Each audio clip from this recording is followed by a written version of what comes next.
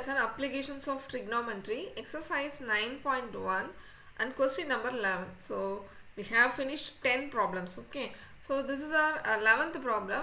See what is our question. So question வந்து நான் குட்டி குட்டியாக எழுதியிருக்கேன். ஸ்பேஸ் கம்மியாக இருக்கனால it shows it's lengthy but not a lengthy problem, very simple problem. சரியா? So see the question. A TV tower stands vertically on the bank of a canal.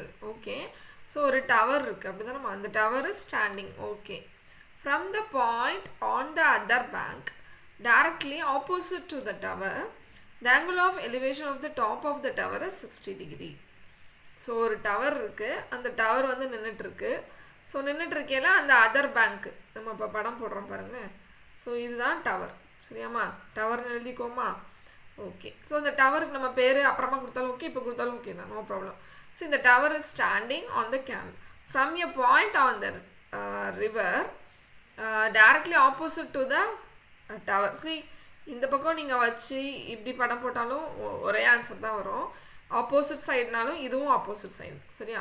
So ரெண்டு பக்கம் போட்டாலுமே படம் வந்து ஆன்சர் வந்து கரெக்டாக தான் வரும். சரியா? உங்கள் கைட்லேயோ புக்லேயோ எந்த பக்கம் போட்டிருக்கு? ஓகே, நான் ஆப்போசிட் சைடில் அவங்க செஞ்சு காமிக்கிறேன். சரியா?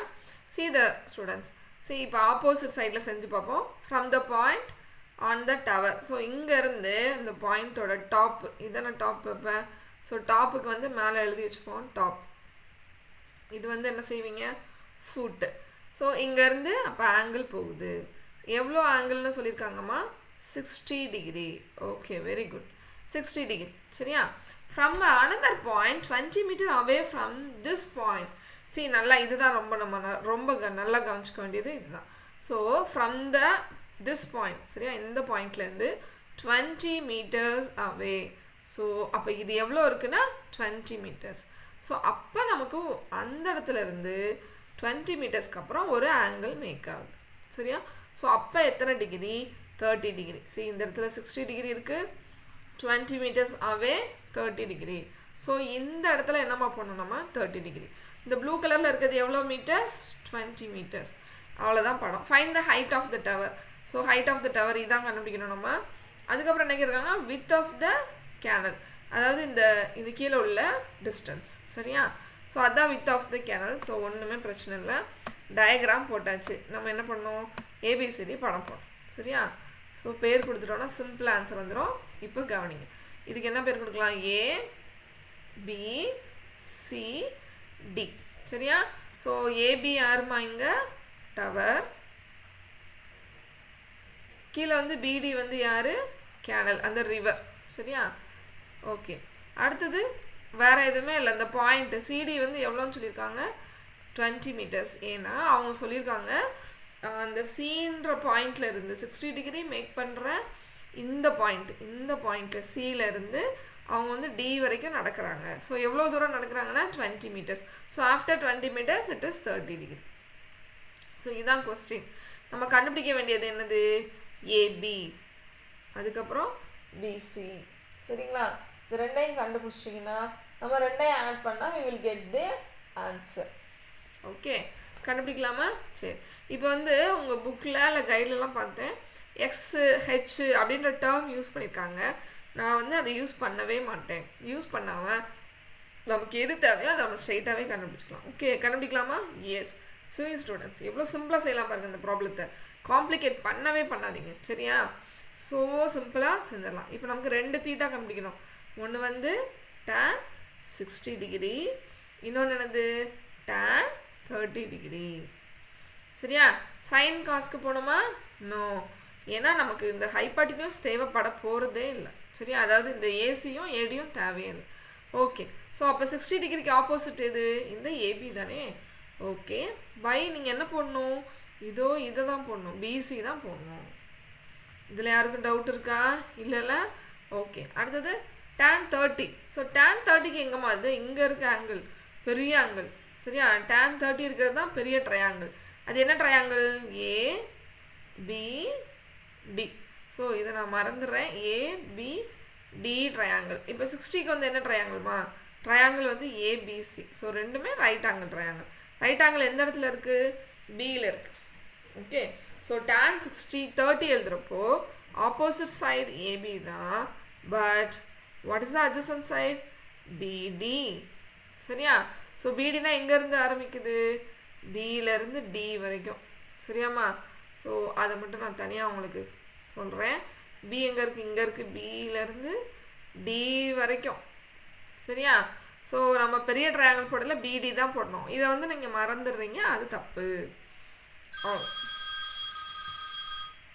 சரி, இப்போ வந்து நம்ம என்ன பண்ணோம்னா tan θ கண்டுபிடிக்கணும். சரியா? ஓகே, tan 60 யோட வேல்யூ என்னது? √3. அடுத்தது ஏபியோட வேல்யூ என்னது? எனக்கு தெரியாது. ஓகே, பிசியோட வேல்யூ தெரியாது. சரி, நான் கிராஸ் மல்டிப்ளை பண்ணி வச்சுருக்கேன். எனக்கு ரெண்டுமே இந்த கொஸ்டினில் கேட்டிருக்காங்க. ஸோ கிராஸ் மல்டிப்ளை பண்ணால் இந்த பிசி இந்த பக்கம் வந்துடும். ஸோ √3 பிசி வரும், இந்த பக்கம் வந்து ஏபி. சரியாம்மா? ஸோ இந்த ஏபியோட வேல்யூ வந்து நம்ம இந்த tan θல இந்த பக்கத்தில் என்ன செய்ய போகிறோம்? சப்ஸ்டியூட் பண்ண போகிறோம்.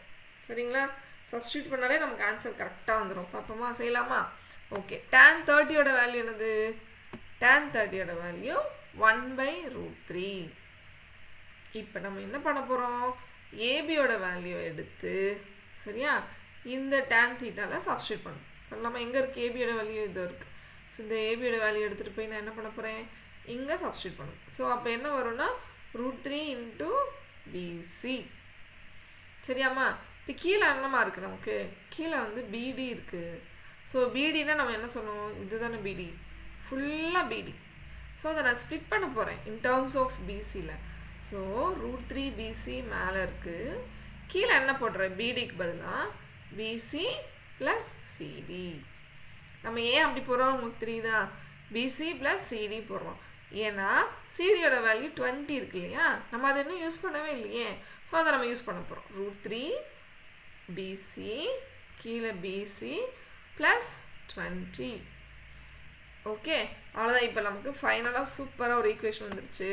அதில் ஈஸியாக நம்ம யாரை கண்டுபிடிச்சலாம்னா பிசியை கண்டுபிடிக்கலாமா? ஓகே, சரி, இப்போ சால்வ் பண்ணுவோம். 1/√3 = √3 BC கீழே வந்து பிசி ப்ளஸ் 20. சரியாம்மா? இப்போ நம்ம என்ன பண்ணோம்? Cross multiplication. இங்கே கிராஸ் மல்டிப்ளை பண்ணலாமா? பண்ணால் என்ன வரும்? BC plus 20. இந்த √3 இங்கே இருக்குது, ஆல்ரெடி ஒரு √3 இருக்குது, அப்புறம் பிசி இருக்குது. ஸோ √3 மல்டிப்ளை பண்ணால் நமக்கு என்னம்மா கிடைக்கும்? 3BC. இந்த பக்கம் பிசி ப்ளஸ் 20. சரியா? இப்போ அதை யாரை ஷிஃப்ட் பண்ணோம்? இந்த பிசி தான். இந்த பிசி எடுத்துகிட்டு போயிட்டு நான் இந்த பக்கம் கொண்டு போயிடுறேன். சரியா? ஏன்னா இந்த 3BCயை நான் இந்த பக்கம் கொண்டு வந்தால் எனக்கு மைனஸில் வரும் பிசி. ஸோ அதனால் இந்த பிசி அந்த பக்கம் கொண்டு போய், ஸோ இங்கே 20 இங்கே தான் இருக்குது. 3BC minus PC. சரியா? இதை வந்து நான் சப்ராக்ட் பண்ண ஐ கெட் 2BC. இந்த பக்கம் 20. சரியா? ஸோ இந்த 2 வந்து இங்கே டிவிஷனில் வரையில் என்னமாகும்? 20 / 2. So that is, what is that? 10. So பிசியோட ஆன்சர் வந்து எனக்கு 10 கிடச்சிருச்சு. எவ்வளோ சிம்பிள் பார்த்தீங்களா? அவ்வளோதான் ஆன்சர்.